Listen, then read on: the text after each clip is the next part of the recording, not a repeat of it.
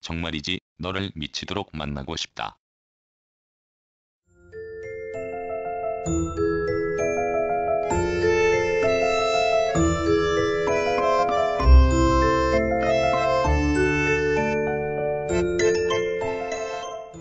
정말이지 미치도록 너를 만나고 싶다.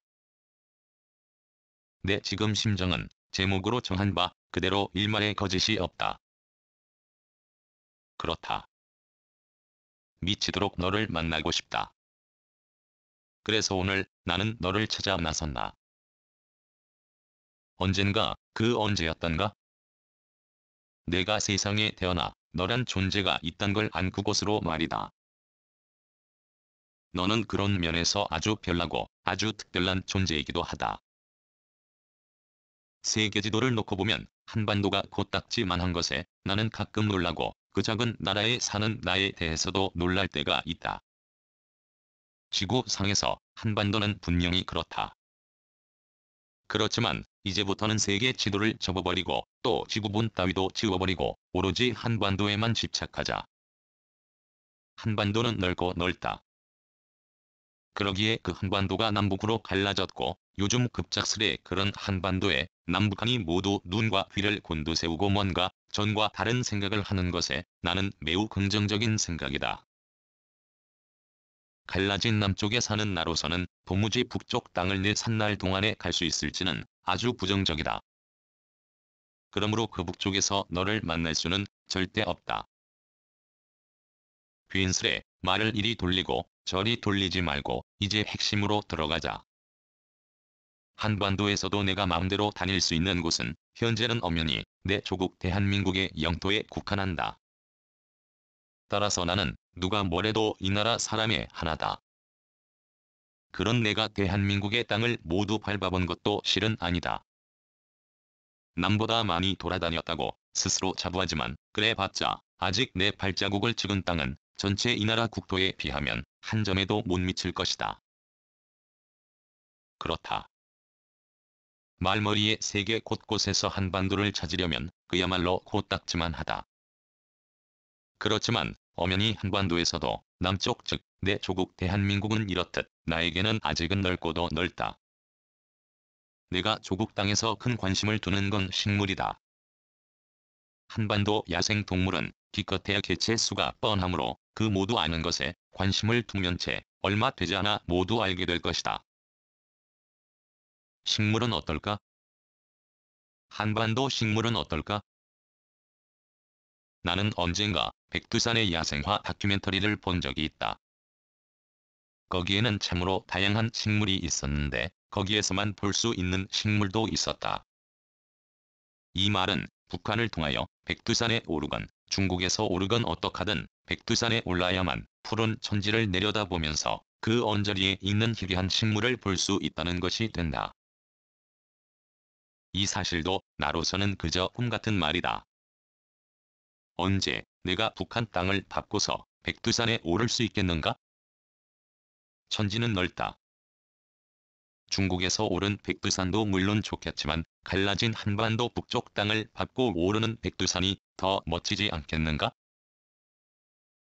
그곳 안에 사는 희귀한 식물을 영상으로나마 보는 것에 나는 크나큰 기쁨을 누렸다. 한반도 식물은 아주 다양하다. 그 모두를 안다는 건 어쩌면 내 생전에 불가능할 수도 있겠다. 하지만 나는 하나라도 더 알고 싶다. 그리하여 남들이 소위 잡초라 부르는 하찮은 풀에도 눈을 가까이 하기를 좋아한다. 잡초는 무리지어 사는 특성이 있다. 그러기에 잡초다. 반면 한반도에서 잡초에 대비하여 식물의 세계에서 희귀한 것들도 수두룩하다. 그 대표적인 것 중에 인간에게서 가장 대우받는 식물은 어쩌면 산삼일 것이다. 이 식물은 캤다 하면 바로 돈으로 연결되고 그 돈의 가치가 매우 크기 때문이다. 그렇다고 하여 과연 산삼이 한반도 식물 중 가장 귀한 것일까? 나는 단호히 말하건대 그렇지 않다. 산삼을 직업으로 캐는 사람들이 10만이다. 그런데 희한한 일이 생긴다. 10만이보다 더 많은 산삼을 개화지에 오르는 일반인이 있기 때문이다. 그런 사람 중에는 약초의 약자가 모르는 사람도 포함된다. 이 말을 쉽게 풀이하면 산삼은 그 정도로 개성이 강한 식물이다. 10만이가 아니더라도 산삼이란 걸 단박에 알아볼 수 있는 그런 특징을 가졌기 때문이다. 산삼을 직접 보지 못한 사람이라 할지라도 인삼은 보았을 것이다. 인삼의 뿌리가 산삼의 뿌리와 비슷하다. 다만 인간이 강제로 키운 인삼의 뿌리는 수령에 비해 산삼보다 크고 굵을 뿐이다. 그 외 잎줄기와 꽃은 모두 같다. 그러므로 산삼이 뭔지 모르는 일반인도 어느 날 갑자기 조상의 묘에 벌초하러 갔다가 아니면 등산길에서 산삼밭을 발견하여 졸지에 부자가 된 이야기는 이 세상에 허다하다. 그것도 인간이 산에 강제로 뿌린 장례가 아닌 새가 씨를 옮긴 지종이 아닌 본디 그 서식지에서 대를 이어온 천종을 일반인이 발견하여 채취할 수 있는 건 그만큼 산삼이란 식물의 개성이 강하기 때문이다. 그 특이한 잎과 그 특이한 꽃 따위가 그렇다. 이제 진짜 내가 하고자 하는 말로 들어가겠다. 나는 한반도 식물에 관심이 많다. 물론 통일이 되기 전까지는 한반도에서 남쪽 즉 내 조국 땅의 식물에 국한하지만 말이다. 식물 중에는 진짜 희귀한 것이 있다. 산삼보다 훨씬 더 희귀한 그런 것 말이다. 나는 그런 풀을 찾아 나섰다. 길 나서기 전에 간절한 바람을 실었다. 그것이 글 제목인 정말이지 너를 만나고 싶다. 물론 기대는 했지만 그 기대가 현실이 될 것이라고는 생각하지 않았다. 그냥 길을 나선 것이다. 그러기에 나는 양말도 신지 않았다. 겨울에도 나는 양말을 신는 걸 싫어한다. 하물며 여름이니 오죽할까? 맨발의 슬리퍼 차림으로 나는 어디를 향했다. 오래전 너를 처음 만난 그 부근으로 말이다. 내가 정말로 너를 꼭 찾겠다고 작정했으면 나는 옷과 신발 따위를 이식으로 하지는 않았을 것이다. 그저 막연하게 너를 만나고 싶다는 생각이 앞섰고 그냥 허탕치 작정하고 가보자고 생각한 것이다. 그랬다.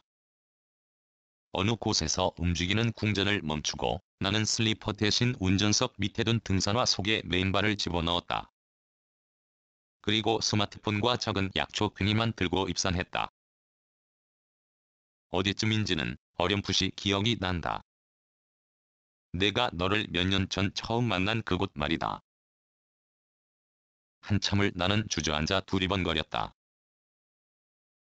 남들보다 조금 큰 나로서는 서서는 도저히 너를 찾을 수 없기 때문이다.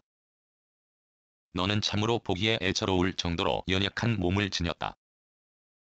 다 자라야 기껏 키가 겨우 30cm, 그 키를 지탱하는 줄기의 굵기는 실같이 가늘다. 그리고 잎은 또 어떤가? 하긴 그 가는 줄기에 큰 잎을 달았다면 너의 허리는 아주 실바람에도 부러지고 말 것이다. 그러기에 너는 그 가는 줄기에 걸맞은 바늘 같은 잎을 달았다. 처음에 나는 너를 보지 못했다. 점차 내 눈이 재기능을 하였고 마침내 나는 네가 있는 곳을 알았다. 그 사실을 안 순간 나는 얼굴이 화들짝거렸다. 왜냐고?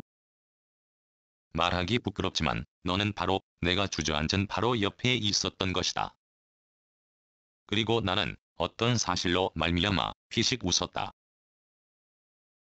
내가 힘주어 말하는 즉 약초 캐기의 우연성이다. 어쩌면 나는 네가 암시와 무언으로 끄는 힘에 이끌려 그 부근까지 찾아 무턱대고 주저앉았을 것이다. 그리고선 시선을 좀 멀리 두고서 너를 찾으려 했던 것이다. 그게 잘못이었다. 나중에 안즉 너는 바로 내 옆에 있었던 것이다. 앞불싸하며 나는 너를 본 순간 조심스럽게 일어나 좀 전에 앉았던 자리를 살폈다. 자칫하여 너를 밟았을 수 있다는 생각이 퍼뜩 든 것이다. 다행히 그런 실수는 저지르지 않았다. 처음 너를 보고서 그때부터 내 동공은 완전히 성능을 발휘하기 시작하였다. 처음 너 옆에 또 너와 같은 형제가 드문드문 있는 게 보였다. 더욱이 반가운 건 너는 그 신비한 꽃을 피우고 있었고 너의 형제 중 어떤 건 꽃망울을 달았고 또 어떤 건 이미 꽃이 지고서 열매가 된 것도 있었으며 그보다 더 어린 것은 아직 꽃망울조차 나오지 않은 것도 있었다. 너를 두고 어떤 사진 작가가 한 말이 불쑥 떠올랐는데 그 말에 나는 동감한다. 네가 피운 꽃을 두고 그 사람은 파랑새라 하였다. 파랑새란 새는 실제로 작은 새가 아니다. 하지만 그 어떤 사람이 말한 너의 꽃파랑새는 작아도 너무 작다. 너 있는 곳을 찾아 표시하지 않고 너의 꽃파랑새를 찾으라고 하면 시력이 아주 좋은 사람도 쉽지 않을 것이다. 너는 그렇듯 인간에게 잘 노출되지 않는 은밀한 점이 있다. 그것이 어쩌면 네가 이 험한 세상에서 자신을 지키는 오로지 하나뿐인 무기일 수도 있지 않겠는가? 너는 뭐든지 욕심내어 아작을 내는 인간의 횡포에서 벗어나려고 그렇게 연약한 자태를 지닌 것이 아닐까? 나는 그렇게 생각한다. 그렇게 만나고 싶던 너를 실컷 보고 돌아오는 길 내내 나는 너를 생각했다. 내년 이맘때에 또 보자. 내가 너 있는 곳을 세상에 알리지 않으면 다른 사람은 절대 너 있는 곳을 잡지 못할 것이다. 그러면 너는 너의 조상부터 자리 잡은 그곳 터전을 후손에게 물리며 그 희귀한 존재를 세상에 감추고 아주 은밀히 살아갈 수 있을 것이다. 원지야. 너는 그래야 한다. 내가 큰소리 뻥뻥 치건대 한반도 식물 중에서 너는 그야말로 가장 희귀한 존재이다. 어디 산삼을 너의 비기랴. 어디 한반도에 귀한 약초가 많다 한들 어찌 너의 비기랴. 원지야. 내년 오늘 날짜에 다시 만나자. 2018년 6월 2일.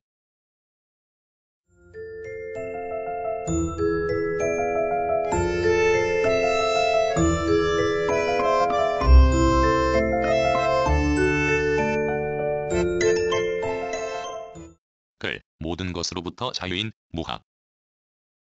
낭독, 글 읽어주는 강지식. 들어주셔서 고맙습니다.